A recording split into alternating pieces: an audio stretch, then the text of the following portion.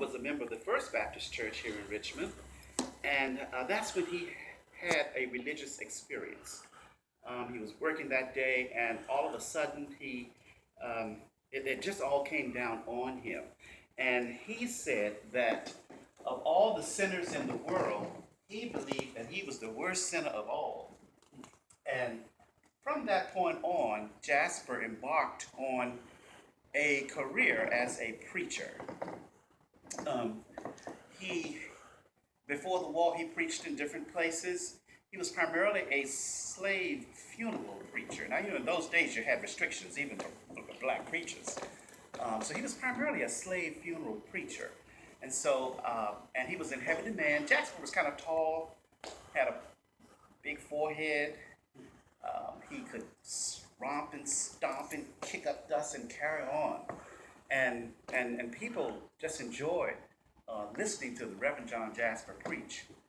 If you wanted Jasper to come out to your plantation to preach at a slave funeral, you'd have to pay Samuel Harper over $1 every day that Jasper was away from the tobacco factory.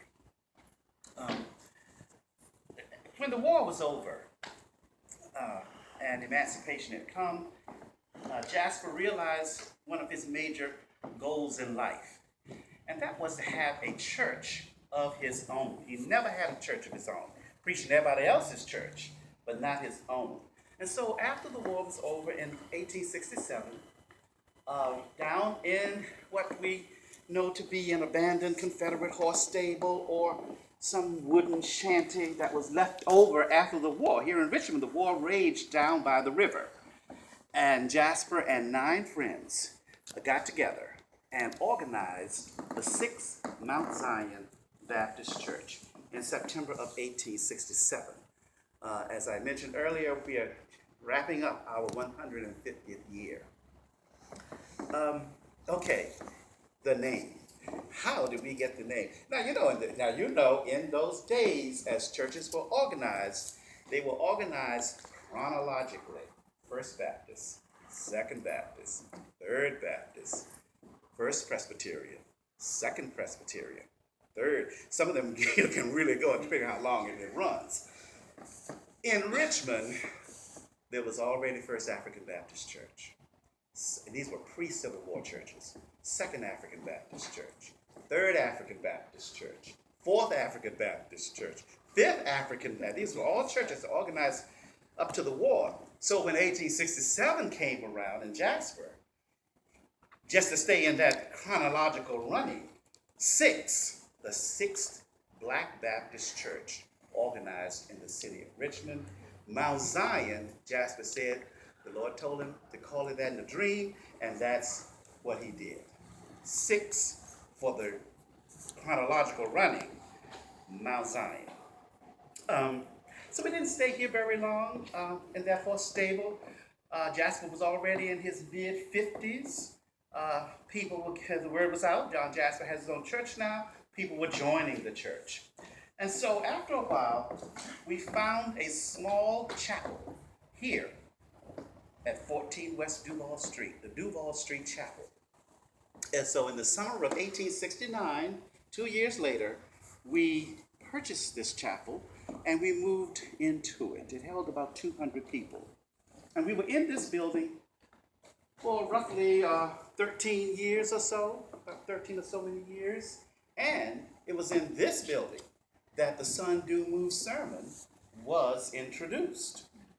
So the Sun Do Move came out in here, the congregation was growing, Jasper was preaching, people were coming, they all knew all about him.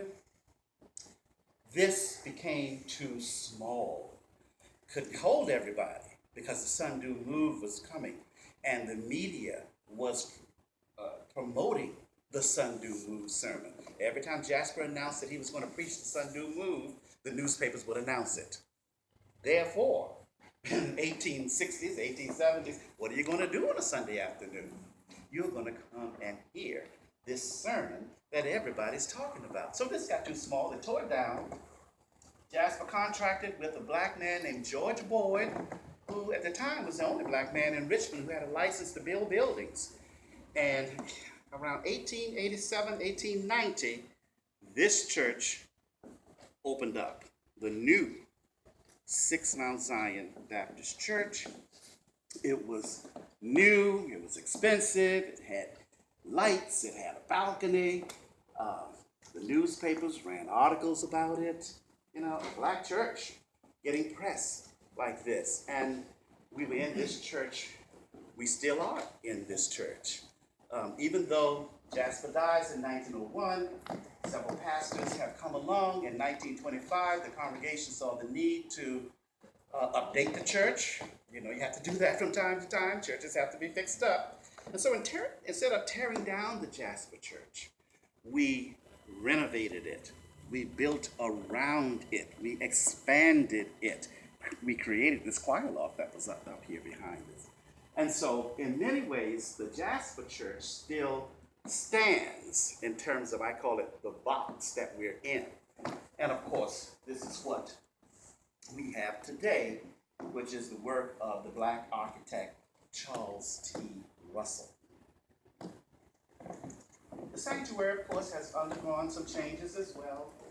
In the red brick church, this is all you had up front. Nobody but Jasper was preaching up front. And as you know, many choirs in those days, they didn't have choir lofts. Choirs sang in the back, they sang on the side. In some churches, they still do sing in the back or on the side. But under the second pastor, let's say around 1917, the choir decided that they wanted to come up front. Tired of singing in the back, tired of singing on the side. So a little choir loft, still in the red brick church, a little choir loft was constructed, set off by a white picket fence. We purchased a pipe organ and plopped that in the middle of the choir loft as well, and the choir continued to sing.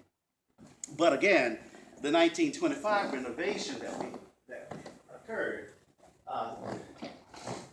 created this pushing back and creating a defined space for the choir, and even throwing the organ over to the side and casting the pipes to the side, and of course the large stained glass window that looks out on Interstate 95. And then of course the front of the church just pushing back and creating this narthex and all this extra space because the congregation was growing. I talked about Interstate 95. Here is Interstate 95. Around the mid-1950s, freshly dug out. We had decided to stay. We weren't going anywhere. Highway decided to leave us alone. And so here we are. And in many ways, it still looks like this. Today, I think we're the only structure on the north side of Duval Street here in downtown Richmond. We baptize quite often because our congregation is growing. So when we baptize, of course, we have to clean off the pulpit. And the Jasper, we were down at the river, you know. Jasper was baptizing hundreds of people during the summer months, August, September, when the waters were warm to go and baptize.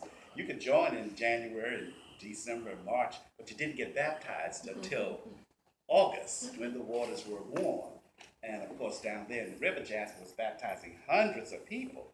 One newspaper article, a new bridge had been built across the James River, and one article wrote on a Sunday afternoon, Jasper was down there baptizing, that the bridge, the endurance of the bridge was tested that day with all the people who came to see that. But we baptized here in the church. So, speaking of baptism, our pastor is here. This is Reverend Tyrone Nelson. He is the 7th pastor of our church in 150 years. Yes, yes indeed. Wow. You land here. You ain't going anywhere no time soon. And we're extremely delighted with Reverend Nelson.